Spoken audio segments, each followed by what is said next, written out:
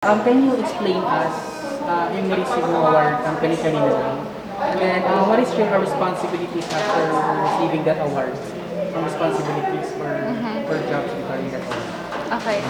Well, actually, counting disclaimer lang, I was surprised to get this award. So, it is something new to me. So, kahit ako nagulat lang, medyo caught off guard ako. So, I think I was given this award because they were able to acknowledge the things that I've been doing, how I am aware and how I care so much about our environment, about the people, the animals. And given this award, I would like to believe that my duty is to still continue with what I'm doing, to continue showing and expressing my care for the environment. But this time, I have a bigger responsibility to touch more people, to educate them, to do the same, to do things with me in making this world a better place for everyone. Congratulations. Thank you po. And I'm sure it is such a big responsibility having that award. So, and then also I've heard kanina na you will be going to Mount Everest. Yeah, I was surprised. Lahat to gulat lang din po ako Yung mga narinig nyo, first time ko lang din po na. So I'm very shocked also to see that, yeah, the camp. But yeah, I'm very excited about it. Do you know about Global Youth Parliament? Can you tell us about the background of that organization? Well, they really focus on sorry, what do you call it? They're focused on really providing the best for everybody and making sure that we all have a good quality of life, a good surrounding, and yeah, basically just about protecting everyone and giving each other a very healthy and good life. Then you are representing Mandaluyong City. Yes po. Can you tell us feeling now that you are competing not more pageant because normally meron tayong parang actual pageant na meron Yes po. audience pero na virtual. Virtual. So what do you feel about it? Well, obviously virtual pageant is something that is new to us. So it's very new to me and I'm still trying to get used to the fact that everything that I do on cam is basically what the judges will judge. So wala na ako ibang chance. Kung ano yung makita nila live, yun na yun. There's no chance for me to like change certain actions, certain mistakes. So right now, it really adds pressure as well because every time we go live, we really need to give our all, to give our 100 because every time that camera opens and you see us there, yun na, wala nang atrasan pa. And then also, I mean, I've learned that you are the daughter of Vergel Meneses. Yes po. A PBA player. Yes po. What can you say because parang malayo kasi yung ang profession and then yeah. so meron ba siyang parang binigay sa iyo advice competing na for Miss Earth? Well, before I joined the beauty pageant, I actually tried playing basketball. So, sinubukan ko naman yung field ng tatay ko so magiging athlete niya. But then, I guess it wasn't for me. So, when I tried joining pageants, I got his full support. And yun naman, wala namang pressure na kailangan ko maging athlete then just because he's an athlete. So, right now, he tells me to just do my best, that he believes in me, and he knows naman that I will excel. And then also, he is a mayor in Bulacan. And Yes. then, you are representing Mandaluyong. Meron bang parang project na, I mean, anak parang dapat ang bito mo. Represent mo yung may ganun pa. Actually, wala naman. Like, he supports my decision and he knows naman that I was born and raised in Mandaluyong kasi and I just go to Bulacan when we have free time to visit. So yeah, it's fine. It's fine because here I am representing Mandaluyong and he's there to represent Bulacan. So it's a win-win situation. And then, this is your first time joining a national pageant. Yes. Miss Mandaluyong. Yes po. So, meron ba adjustment on your part? Because, I mean, Miss Philippines, Yes. it's a big pageant. Yes.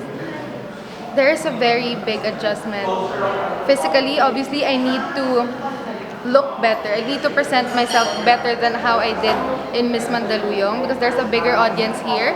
So I need to look better. And then mentally, this is a national pageant.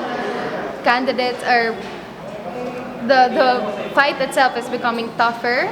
The judges mismo mas mahirap the questions, and Miss Philippines Earth is not only about beauty. They really look for substance and they tackle specific environmental issues. So I really need to prepare myself and to educate myself. So when the time comes, I will be able to answer every question that they throw to me. And yeah, that's the adjustment that I really need to do. I mean, Miss Philippines Earth is a virtual pageant. Can you share us the challenge and your experience right now competing for Miss Earth? Yes.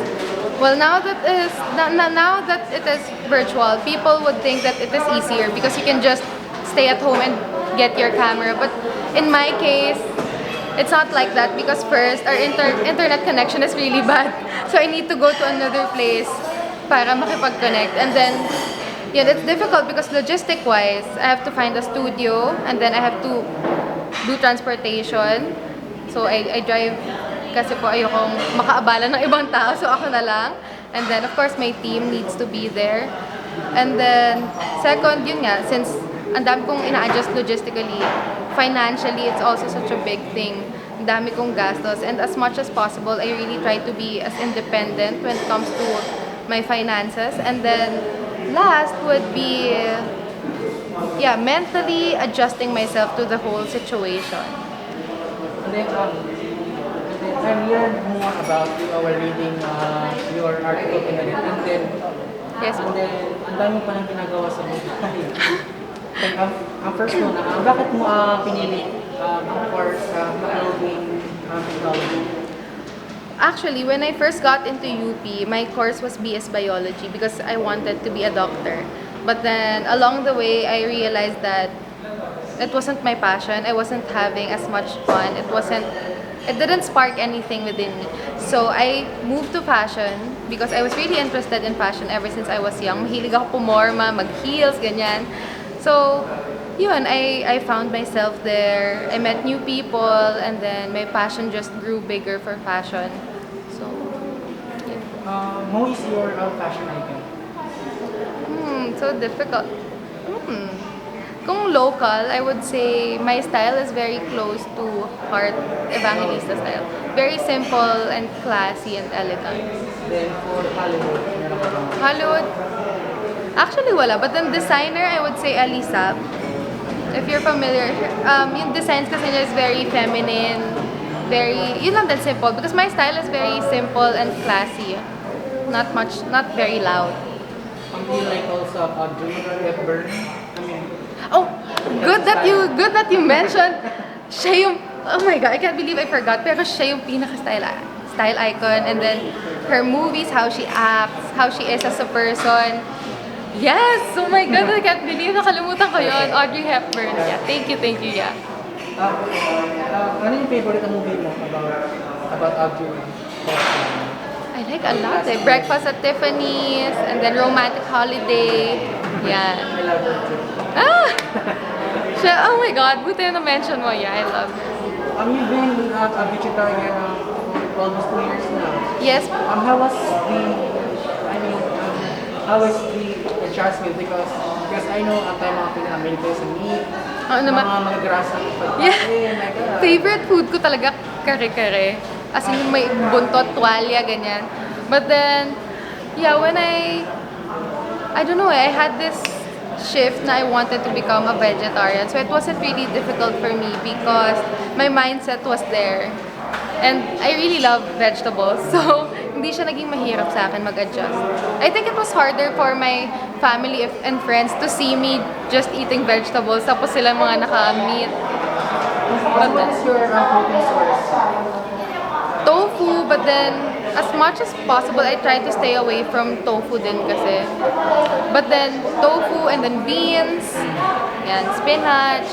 Meron bang parang withdrawal process after mag-shift to vegetarian? Pero meron ka bang before the adjust to negative wala po. Pero positive, alam mo meron.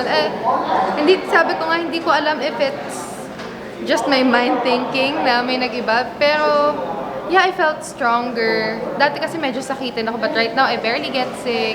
And then my skin got better, my sleeping pattern got better. Hindi na ako yung talagang puyat, ganyan. So yeah, I saw positive changes. Nothing negative.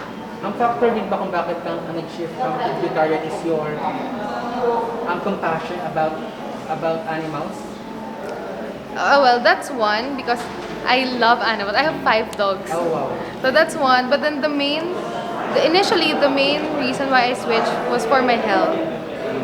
And then as time grew, as I educated myself, na-shift na siya into animals, into environment. So, yeah. Can you also share us about your advocacy on vegetarianism? Yes po. It's okay. Vegetarianism? Yes, so my advocacy is environmental vegetarianism. I chose this advocacy because it is something that I am practicing. So it would be easier for me to educate and encourage people to move towards a plant-based diet for the health and longevity of our environment. And then also, election is coming up next year. Can you share us the qualities that you're looking for the candidate without saying names? The qualities. Okay, well, obviously for every election, I would want a leader who would genuinely lead for the people. I want someone who is very compassionate, someone who is very disciplined, someone who is selfless and would put the other people's needs and their quality first before thinking about their self-interest. And then, you mentioned that your parents have been living in the US for 19 years. Kasama ka ba doon? No. So when I was younger, my mom and dad separated. So my dad is here. I'm living with my dad, and then my mom moved to America with her new husband. So sila po yung 19 years out. Kami nandito sa Philippines. Yes. Mahirap po. Well, it happened when I was younger, so it was very difficult at that time because I wasn't mature enough and independent enough to really understand what was happening. But right now, I saw how important it was for them to separate. Because when they separated, that's when we were able to know ourselves more and we were able to create peace and harmony between one another when they separated. So sometimes, I guess things just need to work that way in order for them to work together as a whole. But safe to say, mas close ka talaga sa papa mo. Actually, I can't. No. But same. Same po talaga? Even if my mom is super far, super close because we have the same attitude when it comes to pagiging maarte. And we're very open to one another. And obviously my dad is here, so close din ako. So I'm close to both parents. Okay, can you tell us to our viewers why you should be in the next Miss Philippines? So, hi everyone! I should be the next Miss Philippines Earth because I know that the reason why I joined here is because I am very genuine about the mission to really help protect and preserve Mother Nature. I joined not for myself, but for the people and the animals, the environment as a whole. So my mind, my heart, my intention are all genuine and pure, and I'm very compassionate about this, and I know that I am very deserving to be Miss Philippines Earth.